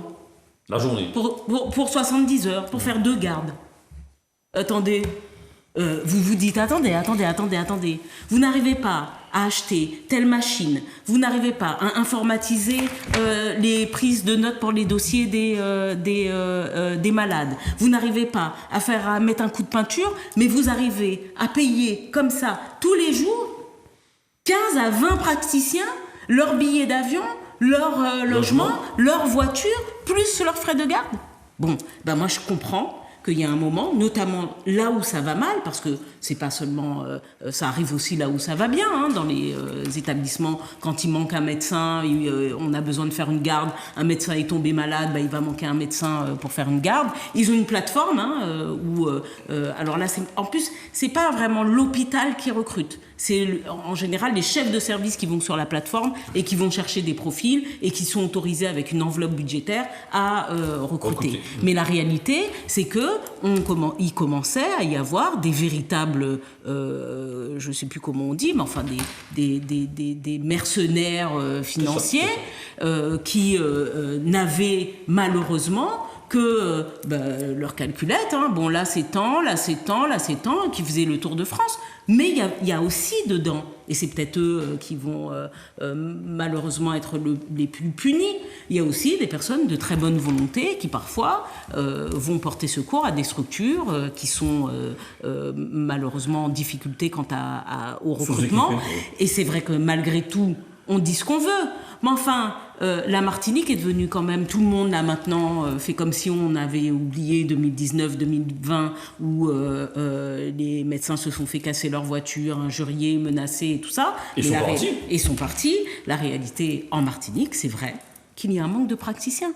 Et que quand on se plaint qu'il y a 900 jours d'attente pour avoir un rendez-vous chez un spécialiste, et ben moi j'ai envie de dire aux gens que dans ces cas-là, il faut aussi penser à ne pas applaudir lorsqu'un médecin se fait injurier, quand on lui dit de rentrer chez lui, quand on lui dit qu'il dit des bêtises, parce que demain, c'est probablement lui qui devra nous soigner en cas de difficulté. Donc j'avais juste besoin de faire ce petit rappel-là, même si c'est un peu hors sujet, mais c'était une problématique, et je pense que dans une certaine mesure, c'est une véritable réponse à ce qui se déployait malgré tout dans les CHU de France. Alors Philippe, juste avant de te donner la parole, j'ai une petite anecdote. Il y a un médecin urgentiste qui s'était fait frapper par un kidam, parce qu'il avait garé sa voiture devant sa porte pour aller soigner un autre voisin. Voilà un petit peu la situation. Voilà. Un médecin du SAMU. Un médecin du SAMU. SOS médecin. SOS médecin. Il s'était fait frapper. Enfin, dans quel monde vit-on? Dans les banlieues, les pompiers, on les appelle les caillasses. Bien sûr, on les caillasses. Ouais. Oui, non, mais je souscris totalement ce que dit, pour une fois, ce que dit notre chroniqueuse bien-aimée, Bébé. Oui, et d'ailleurs, je discutais avec un de mes amis praticiens hospitaliers, et il y a maintenant une catégorie de nouveaux médecins, ce sont les mercenaires touristes. Et ils ne sont plus basés nulle part, ils font effectivement le tout. Ils restent 6 mois en un endroit, ils vont 6 mois dans un autre, et ils ne pensent qu'effectivement qu'au fric, n'est-ce pas, qu'ils vont recueillir. Et je pense que là, oui, c'est une loi qui devait être mise en place. D'ailleurs, l'article 33 a été modifié. Il y avait un premier plafond qui avait été prévu, était de 1170 brut, et on l'a porté à 1390 puisque les intérimaires effectivement rouspétaient, si je peux m'exprimer ainsi. Et je pense que on va mettre de l'ordre, mais je ne sais pas, moi, c'est peut-être Guy Albert qui se connaît mieux le problème, mais je ne sais pas si cette disposition ne va pas causer de gros désagréments dans notre système hospitalier tel qu'il est après les abus que vous avez effectivement soulignés. Alors, Guy Albert. Moi, je trouve que cette loi est parfaitement juste. Ça veut dire que je n'ai aucune réserve sur cette loi. Je pense que c'est une loi qui est très bien pensée et qu'il faut appliquer et qui donne du sens à la santé. La santé n'est pas de la bourse. On ne vient pas spéculer sur le malheur des gens, on ne vient pas faire de l'argent. Il faut rappeler quand même aussi le serment d'Hippocrate à quelques médecins. Il faut peut-être le rappeler aussi que la maladie n'est pas un produit à visée financière. Il y a quand même besoin de ça. Je crois que c'est une loi éthique. C'est une loi éthique.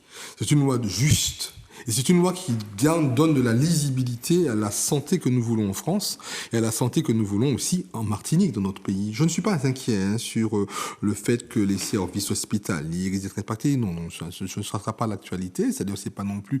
Mais ça va donner, en tout cas, peut-être un nouvel élan aux vocations. Parce que souvent, les gens se disent, mais ça sert à quoi de m'installer, de passer un concours de praticien hospitalier, ou bien, mais je vais devenir comme ça. Ça va redonner du cadre.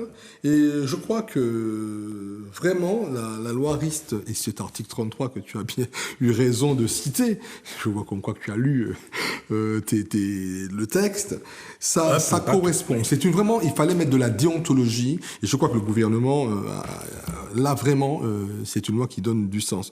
Donc je n'ai pas de réserve. Je ne suis pas du tout inquiet dans son application. Peut-être qu'il y aura quelques remous. Je ne suis pas suffisamment proche de la communauté médicale dans le concret pour pouvoir le dire.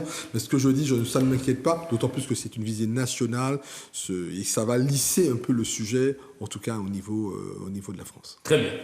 Donc, le thème suivant, une 10e journée de mobilisation contre la réforme des retraites qui marque le pas, et voilà, on a encore un petit peu de temps. Alors, je voulais vous soumettre une réflexion qui m'est venue. Vous me dites vraiment ce que vous en pensez. Comment se fait-il que quelqu'un qui a été élu avec 28% au premier tour puisse penser qu'il va faire la loi tout seul? Et puis, deuxième élément, si on a voté pour le président, et tout à fait valablement représentatif de la volonté populaire, la souveraineté du peuple, aujourd'hui, si c'est représenté, je pense qu'il ne repasserait pas. Donc, quelque part, la 10e journée de mobilisation, elle manque la volonté d'une expression démocratique qui est différente de celle de l'élection représentative et au suffrage universel envers le président, parce qu'il y a les corps intermédiaires, parce qu'il y a les manifestations, parce qu'il y a les syndicats et parce qu'il y a les jeunes. Et puis il y a aussi ce 49.3 scélérat qui aujourd'hui provoque la reconduite de ces manifestations. Béatrice, je sais que tu t'impliques beaucoup dedans, donc je vais te lancer. Elle brûle. Non, je mets mon rouge, tu vois, il y en a qui sont parfois malheureusement en noir. Moi je suis en rouge de lutte, vous voyez, depuis le 49.3, je mets même un rouge à lèvres rouge. Voilà. Mais non, mais c'est évident. Bon, alors c'est le problème de toutes les élections. Après, il faut qu'on fasse attention à la légitimité quand on annonce les pourcentages, parce que entre les pourcentages faits et les pourcentages de gens qui ont voté, j'ai envie de dire, il y a beaucoup d'élus. Bon, donc je pense qu'il faut être discret sur la légitimité. La légitimité, c'est la liberté. Chacun a le droit d'aller ou de ne pas aller voter. Moi, je regrette qu'il n'y ait pas plus de nos concitoyens qui aillent voter en général. Bon. Donc, il est président. Bon. Maintenant, fermer les yeux sur le fait que ça a augmenté. On était au début à 40, on a augmenté à 50. Au fur et à mesure des sondages, les pourcentages de position à la loi augmentaient. Il y a 72% de taux de... Et aujourd'hui, c'est 72 et même 73 le dernier IFOP. D'accord ? 73% des Français disent tel que présenté, tel qu'a mené, et les 64 ans, c'est non. OK ? Et malgré tout... Alors, avec le fameux cavalier législatif... Avec le cavalier, oui. je rappelle très rapidement, cavalier législatif, c'est-à-dire qu'il passe par... Personne ne l'a fait, personne, parce qu'on parle des précédentes réformes et tout ça. Personne n'a fait ça. Il passe donc par l'analyse, même pas Sarko. Il passe, d'ailleurs, qui n'a pas utilisé le 49.3.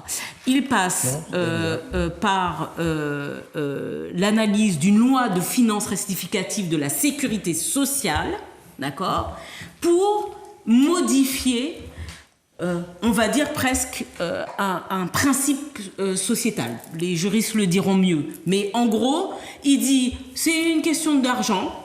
On va équilibrer les budgets de la Sécu. Et là, il dit, pour équilibrer, au lieu de dire, je vais prendre des recettes là, et je vais augmenter les charges là, je vais prendre des recettes là, je vais baisser sur le fonctionnement. C'est pas tellement d'argent, 12 milliards, c'est pas... Oui.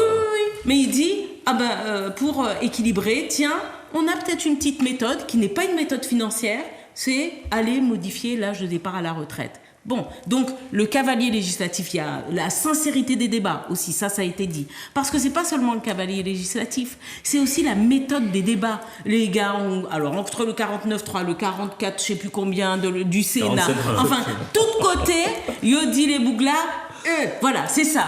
C'est ça. Vous parlez, mais vous êtes pris à la gorge parce que le débat est court, il se fait sur une période extrêmement courte. Enfin, tout a été fait pour rétrécir le débat. Et de toute façon, c'était une période qu'ils avaient estimée nécessaire et suffisante pour pouvoir négocier avec les LR, la droite LR, parce que c'est quand même des gens de droite aujourd'hui, Renaissance. Ils ont échoué à avoir l'assurance d'avoir une majorité. Ils sont passés en 49.3. Elle l'a reconnu, bon. Mais bien sûr, en même temps, on avait vu, c'était gros comme le nez au milieu du visage, il faut être tébé pour ne pas comprendre que il va en deadline, les Bougla quitté, il tombé, et puis elle a été obligée de prendre son 49.3. Moi, je pense deux choses. Que merci à tous ceux qui sont descendus dans la rue et qui ont donné de la force finalement au corps intermédiaire que sont les syndicats, qui aujourd'hui peuvent réclamer un retour à la table des négociations, qui avait été balayé d'un revers de main et puis finalement 2 jours. Enfin, Macron, c'est pas compliqué. Vous entendez ses négations, vous avez ses positions. C'est-à-dire qu'il dit non, il dit oui, il dit non, il dit oui. Donc quand vous l'entendez dire oui, sachez, s'il dit je vais faire ça pour vous, quelque chose à votre bénéfice, sachez qu'il ne va pas le faire. Bon, voilà. Donc en général, il fait l'inverse de ce qu'il dit et puis il revient souvent sur sa parole. Mais c'est triste, mais c'est pathétique, mais c'est ça. Il y a 3 jours, il disait quand même, pas d'histoire de négociation, c'est fini. N'oubliez pas ce qu'il avait dit, la loi va suivre son cheminement démocratique. D'accord ? Aujourd'hui, il avait dit les syndicats n'ont qu'à discuter entre eux, patati patata. Bref, donc les renégociations, les négociations sont peut-être à nouveau ouvertes. Et moi, je pense que la porte de sortie c'est probablement que Madame Borne ne va pas faire long feu. Ça va être une première porte de sortie pour le président. Et 2, je pense qu'ils attendent impatiemment la réponse du Conseil institutionnel et qu'ils souhaitent que peut-être ça tombe. Parce que, pour calmer. Favoriser tout le monde, tout à fait. Oui. Alors, Guillaume. Moi, je m'intéressais aux portes d'entrée. Les portes de sortie, bon, après, chacun sort comme il peut. Mais moi, sur porte d'entrée, moi, je suis quand même pour qu'il y ait cette mobilisation et que les droits de la population intégralement, de la population française, puisque je ne parle pas que de la Martinique dans cette loi-là, on parle vraiment de cette République. Et j'aimerais bien insister, parce qu'on a dit tout à l'heure, il y a quelque temps sur le plateau, que cette constitution était belle, je te rappelle, Philippe, et que nous y tenons. Moi, je tiens beaucoup à la République, j'y crois. Pour moi, c'est vraiment quelque chose... Oui, attention, on peut avoir des avis divergents en politique, mais je suis quand même sur le socle républicain. Je n'ai aucun problème avec ça. Ça, il faut l'assumer parfaitement. Mais je me dis aussi qu'il y a aussi un problème de sécurité intérieure. Et je pense qu'il faut ramener aussi cet apaisement. Qu'on ne prend pas cette mobilisation sociétale comme un prétexte pour pouvoir mettre le feu à toutes les poudrières. Je pense que la mobilisation, elle a porté ses fruits parce que les gens étaient endurants, ils étaient là, ils ont été dignes, ils ont dit ce qu'ils avaient à dire. Après, je ne suis pas non plus pour tous ces débordements, forcément. Je pense qu'à un moment, on peut contenir les débats. Et les portes d'entrée, je disais tout à l'heure, parce que les portes d'entrée, c'est quoi ? C'est ce conseil... constitutionnel, parce qu'il est saisi à double tête, il n'est pas saisi à la fois par trois recours, il ne faut pas l'oublier. Et puis il y a aussi ce fameux référendum que nous appelons. Donc je crois que ce sont des portes d'entrée. Le référendum d'initiative partagée. Oui, voilà, ce sont ces portes d'entrée. Moi, je pense que de manière sociétale, je dis que les Français aujourd'hui se sont exprimés. Et je commence là, je suis en train de rédiger un protocole d'études sur l'anthropologie de cette mobilisation en Martinique, puisque je ne peux le mener qu'ici. D'ailleurs, je te solliciterai, Béatrice, sur cette étude, parce que j'ai besoin de rencontrer la population à un moment pour savoir qu'avez-vous retenu cette mobilisation et comment l'avez-vous vécue. Et puis, quelles sont vraiment vos connaissances de tout ça, techniquement, là ? Est-ce que vous savez de quoi on parle vraiment ? Je crois que ça va nous permettre aussi de rencontrer un peu la population à distance pour savoir où elle en est par rapport à ça. Mais je suis pas pessimiste, c'est vrai, parce que on parlait de portes de sortie, peut-être, mais il y a des portes d'entrée qui sont là. Et parmi ces portes d'entrée, il y a cette mobilisation, je dis la belle, celle qui c'est pas le trouble à l'ordre public. Je parle de la mobilisation idéologique. Et puis je parle de cet appareil d'État qu'on peut retrouver pas à travers un mouvement politique, mais à travers notre Constitution, à travers le socle de république que nous avons. Et je reste optimiste parce que je pense qu'aujourd'hui, on a tous les instruments dans cet appareil d'État, enfin, cet appareil démocratique, pas d'État, démocratique, pour pouvoir y arriver. Alors peut-être qu'il y aura des résistances, mais de toute façon, face à ce que je vois, les sondages aujourd'hui, et que je vois comment chaque jour ça grimpe, et pourtant on a l'impression que les protestations civiles diminuent, mais c'est ce qui est beau. C'est que même si l'incivilité, heureusement que ça diminue, mais on voit que la conviction de la justice reste là et nous péqueladger et on ira jusqu'au bout de l'idée, pas pour faire tomber qui que ce soit, c'est pas un problème ça.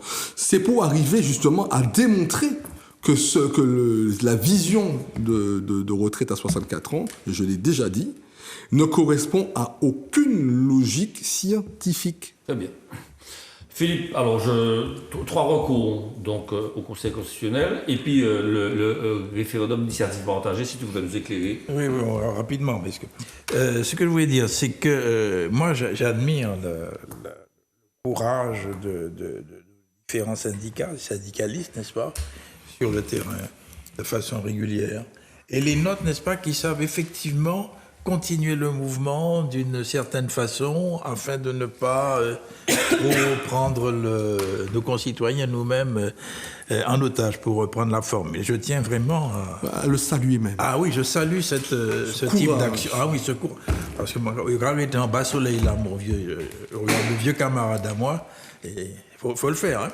Faut le faire. Et d'autre part, effectivement, l'autre moment clé, ce sera la décision du Conseil constitutionnel. De toute façon, Mme Borne a présenté sa loi pour obtenir la validation du Conseil constitutionnel, et puis tu as 2 recours. Alors, je pense que le Conseil constitutionnel peut nous surprendre, hein. Peut-être pas sur tout le texte, mais sur certains aspects. Parce qu'effectivement, ce dont parlait notre chroniqueuse, le cavalier social, c'est un élément. Béatrice. C'est un bébé. C'est un détournement, véritablement détournement de la loi. Et bon, et ça il peut se passer des choses. Mais le président que vous estimez tant, enfin, que vous appréciez au sens large du terme, hein, À qui tu parles? En général, à moi-même peut-être. Ah, merci. Mais il a déjà fixé le sort de sa première ministre. Vous avez vu la mission qu'il lui a donnée. Il lui demande d'élargir la majorité. Comment il a fait? Comment peut-elle élargir? C'est impossible. Donc, il a prévu ce qu'il doit faire. Il ne peut pas enclencher le référendum, n'est-ce pas? C'est pas possible. Le malheureux, il se mettrait en situation une dissolution. Ce serait pire. Donc, il va faire sauter la première ministre. C'est pour ça que je vous dis que je me réserve sur les voies de sortie des personnes au pouvoir, mais je sais les voies d'entrée. Oui, mais alors, le RIP, le référendum d'initiative partagée, moi j'y crois beaucoup. Alors, explique. Oui, alors, bon, pour reprendre les choses, c'était très compliqué. Bon, la première étape, merci bébé, elle prend soin de moi, mais attention, hein, ce qui m'attend après. La première étape est passée, c'est-à-dire que les parlementaires ont rédigé la proposition de loi qui est soumise actuellement au Conseil constitutionnel. Ok? Et si le Conseil constitutionnel valide, ben, il va y avoir une période pour appeler nos concitoyens, nous-mêmes, n'est-ce pas, à dire ce que nous en pensons, à prendre position. Et là, d'après les textes, c'est le 10e des électeurs, du corps électoral. Donc ça doit faire 4 millions 800 ou 4 millions 900, un truc comme ça. Okay. Donc ça ne s'est jamais produit, hein, ça n'a jamais été à son terme. Mais moi j'y crois fermement. Vu véritablement là l'état de nos compatriotes et de nous-mêmes face, n'est-ce pas, au comportement de ce jeune garnement, n'est-ce pas, qui nous méprise. Excusez-moi, moi j'ai la sensation d'être méprisé, moi, je peux le dire. Et là, il nous appartient à nous, et je vais dans le sens de Guy Albert, effectivement, de nous responsabiliser. Il faudrait que sur place, parce que nous, on nous a complètement ignorés en la matière. On n'a pas vu nos différences, nos spécificités. Absolument. Il n'y a pas gardé nous. OK? Mais il nous appartient à nous, dans l'outre-mer, et nous, Martiniquais, à constituer, n'est-ce pas, des comités pour que nous ayons le plus de votes possible pour faire donner succès à ce référendum d'initiative partagée. Et je précise que pendant 9 mois, le projet de loi, on n'en parle pas. Ah, il y a une suspension. D'accord, très bien. Enfin, de la loi. Eh bien voilà, donc on avait d'autres thèmes, mais on a été tellement disert qu'on n'a pas pu les aborder, on n'a pas pu les épuiser, oui. Une anecdote, comme un dernier. Guy Albert parlait de responsabilisation, parfaitement raison. J'ai vu que les habitants du Robert pour les Sargasses, ils ont introduit une action pénale contre X, n'est-ce pas? Bien sûr. Pour les dommages causés. Et l'enquête est en cours et il faut pousser le droit et le judiciaire le plus loin possible. Bon. Et je crois que c'est une initiative extrêmement intéressante. Piste intéressante. Voilà. D'où la recherche également intégrant le juridique. Voilà, tout à fait. Merci beaucoup, chers téléspectateurs, de nous avoir suivis. Et comme d'habitude, eh bien, les débats étaient âpres, ils étaient sympathiques, mais en tout cas... un peu, comme d'habitude. Cela nous a permis de voir plus clair sur les thèmes qui nous étaient proposés. Nous vous souhaitons donc un bon week-end et nous vous disons à la semaine prochaine dans votre émission Le Kiosque sur Zouk Télévision. À très bientôt. Bonne soirée à vous.